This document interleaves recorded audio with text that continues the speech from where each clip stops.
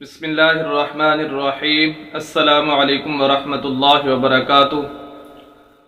دوستو، آج آپ حضرات کے سامنے ایک بہت ہی پرتاثیر اور مختصر سا وظیفہ ان حضرات کے لیے جن کے دماغ کمزور ہیں، ذہن کمزور ہے، یہ چھوٹے بچے ہیں، پڑھائی کے اندر کمزور ہیں، دماغ کام نہیں کرتا، جو چیز یاد کرتے ہیں بھول جاتے ہیں، ان حضرات کے لیے ایک مختصر سا وظیفہ لے کر حاضر ہوا ہوں۔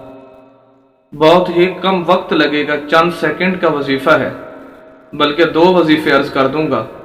انشاءاللہ اس کی برکت سے آپ بہت زیادہ ذہین، اور آپ کے بچوں پر اگر وہ آپ اس وظیفے کو آزمائیں گے انشاءاللہ بہت زیادہ اس کا اثر ہوگا اور آپ بہتری محسوس کریں گے۔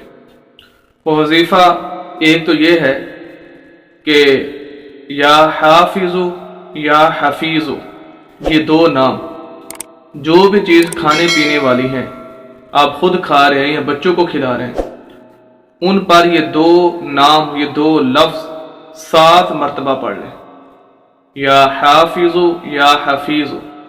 اب دیکھیں 7 مرتبہ پڑھنا ہے، کتنی دیر لگے گی؟ میرے خیال میں 7 سیکنڈ بھی نہیں لگیں گے۔ یہ بہت ہی چھوٹا سا وظیفہ ہے۔ تو ہر کھانے پینے والی چیز پر جو آپ بچے کو دے رہے ہیں، خود کھا رہے ہیں، اس پر یا حافظو یا حفیظو یہ 2 الفاظ پڑھ لیں، انشاءاللہ اس کی برکت سے آپ بہت زیادہ ذہین اور آپ کے بچے ذہین ہو جائیں گے۔ اسی طرح دوسرا وظیفہ یہ ہے کہ صبح جب نہار منہ اٹھے تو پانی کا ایک گلاس لیں، اس کے اوپر سورہ علم نشرح جو 30ویں پارے کے اندر موجود ہے اس کی تلاوت کر لیں، 7 مرتبہ اس سورت کو اس پانی پر دم کر لیں۔ سورہ علم نشرح 7 مرتبہ پڑھ کر پانی پر دم کر لیں اور اس پانی والے گلاس کو پی لیں، انشاءاللہ اس کی برکت سے بھی آپ بہت زیادہ ذہین، اور اپنے بچوں کے اندر آپ ضرور کوئی نہ کوئی فرق محسوس کریں گے کہ آپ کے بچے بہت زیادہ ذہین ہو جائیں گے، اور انشاءاللہ جو بھی وہ یاد کریں گے، پڑھیں گے، ان کو یاد ہوتا چلا جائے گا۔ یہ عمل تقریباً آپ نے 90 دن تک کرنا ہے۔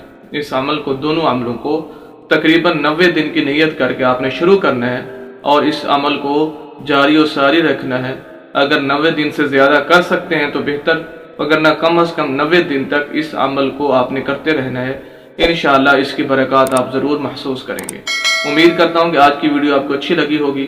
مزید اسلامی ویڈیوز کے لیے ہماری یوٹیوب چینل حافظ شفیق کو ضرور سبسکرائب کیجئے، گھنٹی کے بٹن کو ضرور دبائیں تاکہ ہر نئی آنے والی ویڈیو آپ حضرات تک بآسانی پہنچ سکے۔